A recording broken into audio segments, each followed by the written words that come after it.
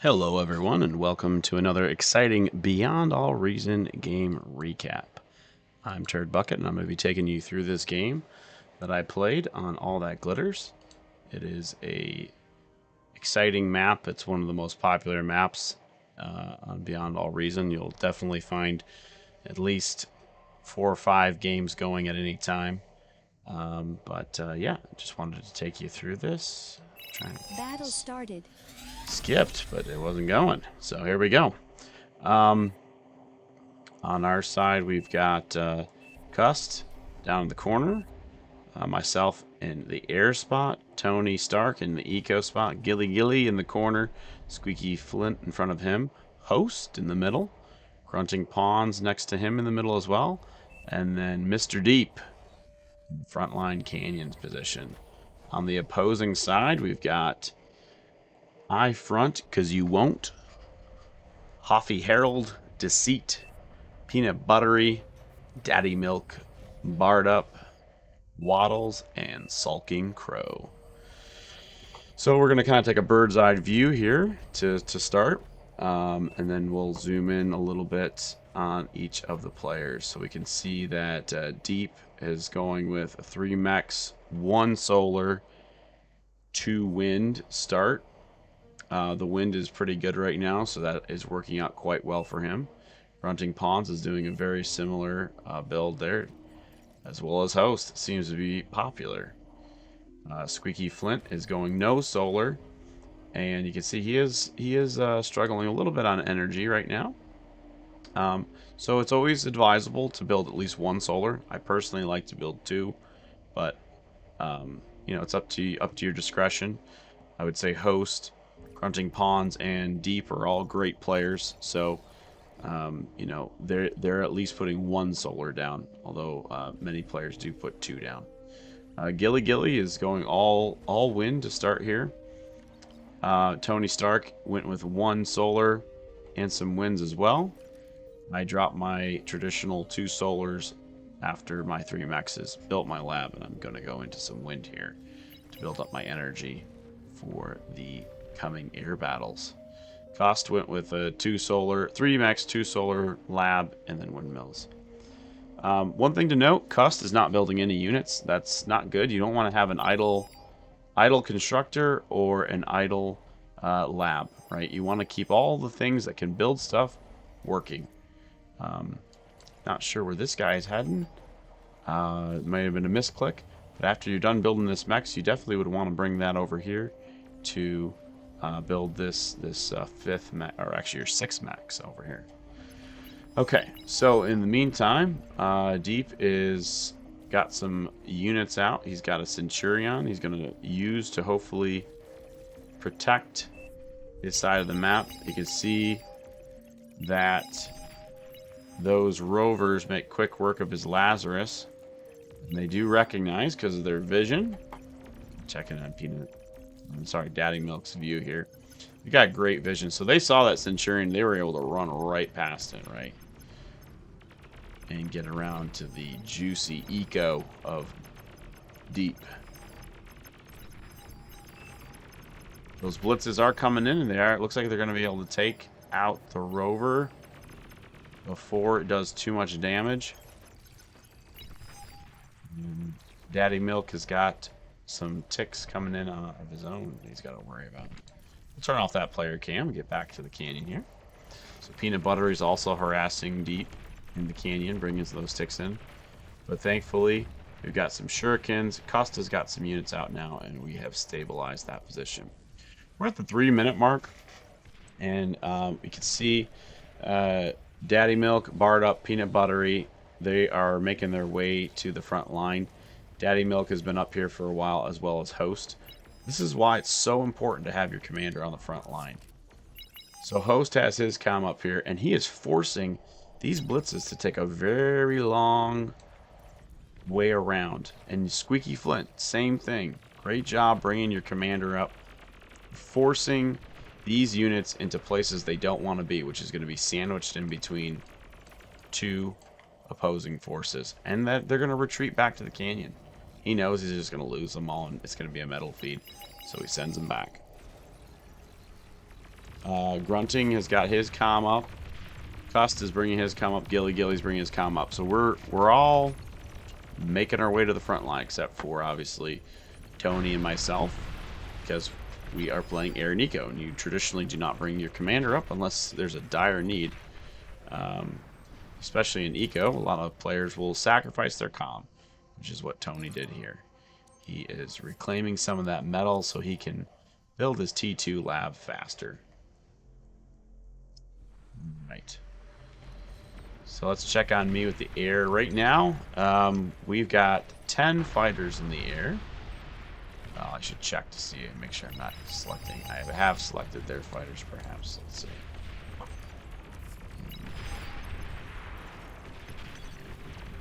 So I have 5 fighters out, but they've got 5 fighters out as well. So we're pretty evenly matched as far as fighters go here. He's not building any bombers yet. He's just focusing in on his shurikens and fighters, which is what I'm doing. When I play air, I don't really like to get too crazy. I like to do a nice low and slow eco and just make sure I have enough fighters out and I've got enough shurikens to support the front line. I'm not really looking to explode an eco or assist with a large bombing run until maybe later in the game when that's going to be required. So let's check in on our front line. Grump and PntButtery are up here, but they've been pretty well stopped by Grunting. It looks like Deep has lost his comm, and Cust and Daddy Milk are dueling it out to try to recover that. Meanwhile, Grunting is trying to take out PntButtery, and Host and Gilly are having their way with iFront and Crow. They've made this giant dent into the front line now, you can see, and they've been able to take out iFront's commander. He's a little frustrated, it seems. He's circling his lane mate here. Grump waddles. Waddles is waddling away from these Whistlers missile trucks. They used to do a lot more damage. They don't do as much damage anymore, but they still certainly have the vision. And they have a great range on those missiles. So that's why Host is backing them up. They're not great when those blitzes come in up close and personal. They'll do a lot more damage to those Whistlers, and they will cause them to die very quickly. So we back them up and keep them kind of in a nice line here. You can see they're not balled up. You can see these grunts here by Waddles are all balled up, and so he spread them out a little bit more now. But when they were all bunched up like that, when those missiles come in, they're going to hit, sure, 1 or 2 of the grunts, but they're going to do damage to the rest of the grunts that are all balled up like that. Not to mention the D-gun, right? So as these grunts come in, they're trying to take out these Whistlers. Now Host could come in. He just took out 75% of those grunts with 1 D-gun because they were all bunched up. Now if Waddles had spread those grunts out, he may have been able to get Host's commander. He's only at 40%. And Host did not have a lot of troops to screen for his commander on that attack. So definitely a missed opportunity for Waddles. Obviously, he doesn't know Host commander's that low. He doesn't even know that Host commander is there, perhaps. But it's always a good idea when you're sending units through a front line like that to spread them out. Don't keep them all bunched up like this. Otherwise, you're going to end up with a lot of units dead from D-guns, from splash damage, from area effect. It's good to keep them spread out. Alright, so Host has done damage to his lane opponent, and he is going to go harass Bard now, as Grunting is struggling to keep up with the 2v1 on this side. And that's not to say he's playing poorly, it's just difficult to keep up with a 2v1, especially when you've got 2 of the higher OS players on the team. Interesting play by Daddy Milk. He is building his T2 lab. Checking on his eco. He's only bringing in 18 metal per second. There's always a bit of frustration on players' parts when any player of any skill level decides to go T2 when their economy cannot handle it. And it's definitely the case right now for Daddy Milk and PntButtery, both building their T2 labs on the front when they really have no business doing so, right? He's got no units on the field right now. It's basically a straight shot back for Deep's units. He's got 2 artillery tanks, which honestly are not going to be very accurate with these faster moving bots.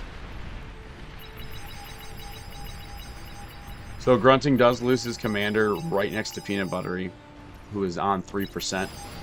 And PntButtery does not get his commander out in time. Loses all his units. And loses his, well, with the commander. And with that, PntButtery is going to call for the resign. It's pretty much lost on this front. Their top 2 players, PntButtery, Daddy Milk, are in trouble.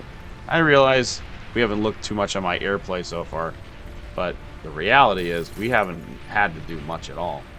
Right now, I've got 14 fighters in the air. The enemy has, let's check in, 20, so we're pretty much even right there. No bombers, no threat of a bombing run just yet. The game is escalating very quickly with the destruction of PntButtery and Daddy Milk. So we are not really focusing in on air at this point.